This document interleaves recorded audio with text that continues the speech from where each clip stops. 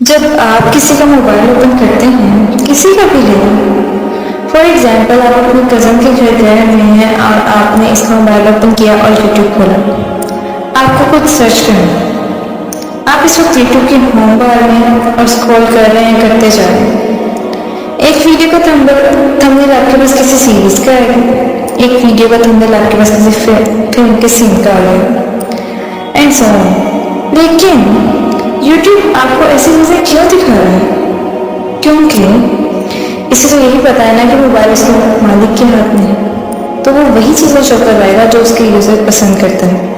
لہٰذا غور کیجیے، آپ کا موبائل جانتا ہے آپ کون ہے، آپ کس پرسنالٹی کے مالک ہیں، آپ کے انٹرسٹس کیا ہیں، آپ کون ہیں۔